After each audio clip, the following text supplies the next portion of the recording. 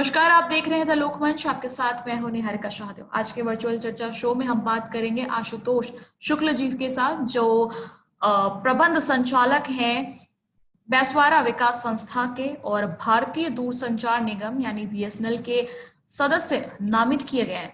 श्री शुक्ल इससे पहले हरहा विधानसभा क्षेत्र के विधायक का चुनाव लड़ चुके हैं। उन्नाव जनपद के भाजपा प्रभारी माननीय राज्यसभा सांसद डॉक्टर श्री अशोक वाजपेयी जी की संतुष्टि पर भारत सरकार के द्वारा सदस्य नामित किया गया है। बीजेपी से सांसद साक्षी महाराज के सांसद प्रतिनिधि भी हैं आशुतोष शुक्ल। आशुतोष शुक्ल जी, आपको बहुत बहुत बधाई हो। भारतीय दूरसंचार निगम के सदस्य के लिए आप नामित किए गए हैं। तो सबसे पहले मैं आपसे ये पूछना चाहूंगी कि आपको कैसा लगा और इसके लिए आप कैसे आगे काम करने वाले हैं। सबसे पहले मैं धन्यवाद ज्ञापित करना चाहूंगा भारत देश के यशस्वी प्रधानमंत्री नरेंद्र मोदी जी को, जिन्होंने हमें इस सदस्य के लिए नामित कराया है। माननीय सांसद राज्यसभा माननीय अशोक वाजपेयी जी को, अपने जनपद के यशस्वी सांसद माननीय साक्षी महाराज जी को, सबके सहयोग से माननीय अशोक वाजपेयी जी की संस्तुति पे हमें दूरसंचार विभाग का सदस्य मनोनीत किया गया। आप आगे कैसे इस पर काम करने वाले हैं? जैसे ही पहले बैठक होगी तो हमारे उन्नाव जनपद की ग्रामीण क्षेत्र है, हमारा उन्नाव जनपद पिछड़ा हुआ क्षेत्र है, जो भी जनता की समस्याएं होंगी पहली मीटिंग में जो सक्षम अधिकारी हैं उनके सामने उठाने का प्रयास करूंगा। आप साक्षी महाराज जी के काफी करीबी माने जाते हैं और उन्नाव में भी आप दूसरी बार सांसद रहे हैं और साक्षी महाराज और आप दोनों उन्नाव से आते हैं। तो हमेशा साक्षी महाराज जी जो हैं विवादित बयान में जैसे दे देते हैं, घिर जाते हैं, तो काफी लोग इस पर बुरा मान जाते हैं। तो इस पर आपका क्या कहना है? साक्षी महाराज जी उन्नाव से तो दूसरी बार सांसद हैं, लेकिन वो 5 बार लोकसभा सांसद रहे, 1 बार राज्यसभा सांसद रहे, 6वीं बार सांसद हैं, भारतीय जनता पार्टी के वरिष्ठ नेता हैं, उन्नाव जनपद के सांसद हैं, लेकिन पूरे भारत देश की जनभावनाएं जुड़ी हैं।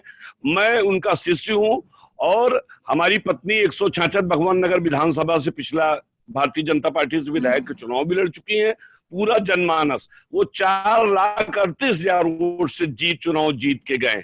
तो अगर कोई नाराज होता तो उनको वोट कैसे देता? ये प्रजातंत्र है, जिसके साथ जनता है वही जनार्दन है, जनता ही जनार्दन है। मैम, उन्नाव से आपका खास लगाव है और आगे आप विधायक अगर बनते हैं तो आप अपनी विधानसभा के लिए क्या कुछ करने वाले हैं? मैं एक हमारी सोशल वर्किंग कमेटी है, रजिस्टर्ड है, अराजनीतिक है, बैसवारा विकास संस्था, उसके माध्यम से मैं काम करता हूं। अभी कोविड-19 के लिए साक्षी महाराज ने 166 भगवान नगर के लिए हमें नामित किया है। गरीबों को हमने 10,000 साड़ियां बांटी है, 120 हैंड फ्री सैनिटाइजर मशीनें जगह जगह जो भी सार्वजनिक स्थल लगवाए हैं हमने। जितने हमारे जहां जहां पे स्कूलों में बाहर से लोग प्रवासी मजदूर आए थे उनको फल आदि वितरण किया है, सैनिटाइजर वितरण किया है, मास्क वितरण किया है। इस प्रकार से अपने क्षेत्र में मैं काम कर रहा हूं। मुख्य सोच ये है, पेड़ तो लाखों की संख्या में लग जाते हैं लेकिन बारिश में चल जाते हैं, लेकिन बारिश के बाद हमने टैंकर की व्यवस्था कर रखी है। अपना जो बैसवारा विकास संस्थान, उसके 2 ट्रैक्टर हैं, 2 निजी हमारे टैंकर हैं।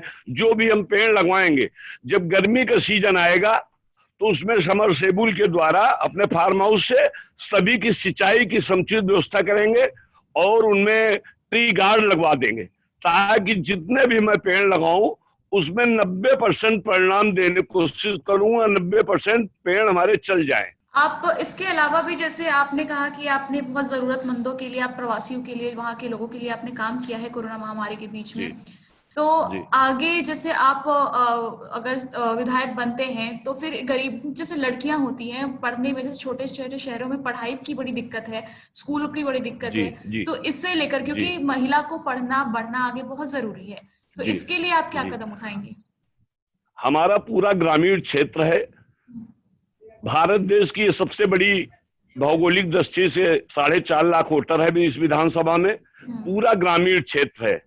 ये हमारी विधानसभा गांव में थारू बिरादरी के जनजात के भी लोग हैं, दलित लोग हैं, अति पिछड़े लोग हैं, उनके लिए अपनी संस्था के माध्यम से एक स्कूल खोलने के मन में विचार है कि जिनमें गरीबों को मुफ्त शिक्षा दी जाए, उनको बस्ता दिया जाए, किताबें दिए जाएं, जूते दिए जाएं और साक मोजे दिए जाएं और फ्री में उनको हम कपड़े वितरित कर सकें।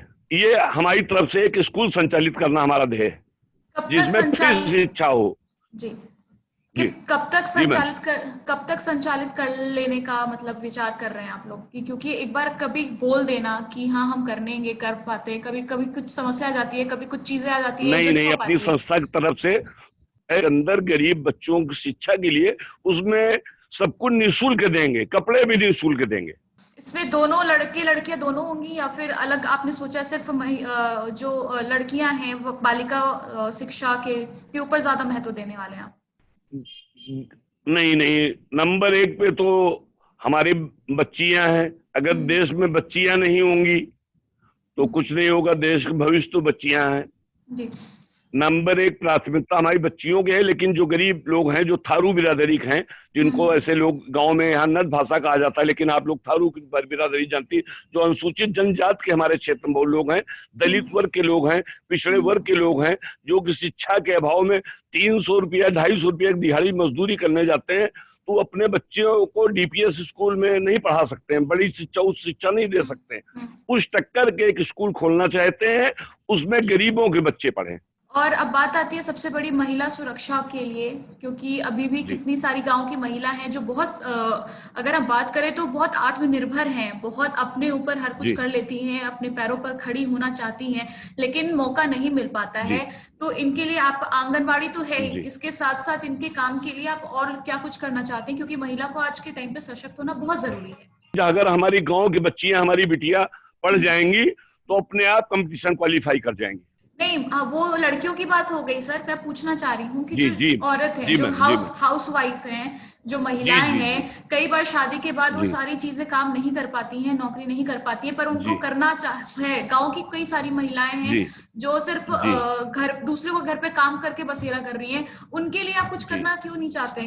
करना चाहिए उन लोगों के लिए। मेरे क्षेत्र में मैं ये कह रहा हूँ, एक गढ़ा कोला गाँव है, उन्नाव जनपद के अंदर एक 166 भगवान नगर विधानसभा है, वहां पे एक गढ़ा कोला गांव है। गांव में इस समय खेत की रुपाई चल रही, धान की। महिलाओं की यहाँ न्यूनतम मजदूरी केवल 125-150 रुपया है, 125 से 150 रुपया, और पुरुषों की मजदूरी 300 रुपया है।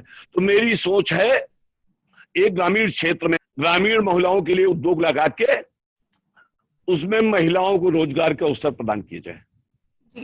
और हमारे क्षेत्र में लड़कियों, मैं एक जानकारी और देना चाहूंगा साथ में, हमारे क्षेत्र में गरीब कन्याओं की, चाहे जिस जात की हो, जात से मतलब नहीं, जिस बिरादरी की कन्याएं हो, जो भी हमसे हो सकता है, सबको साड़ियां, आर्थिक मदद, जिसको 5100, 11,000, 51,000 रुपया तक देते, जो जिस हिसाब से गरीब है, जो जिसकी आवश्यकता है, उसको मैं आर्थिक सहायता अपनी संस्था के माध्यम से प्रदान करता हूं। बहुत बहुत बड़ा काम कर रहे हैं सर, बहुत बड़ा प्रयास कर रहे हैं, और आप ऐसे ही आगे अपना काम करते रहें, लोगों तक अपना नाम पहुंचाते रहें। बहुत बहुत शुक्रिया सर हमारे साथ जुड़ने के लिए। जी मैम, धन्यवाद। नमस्ते। नमस्ते।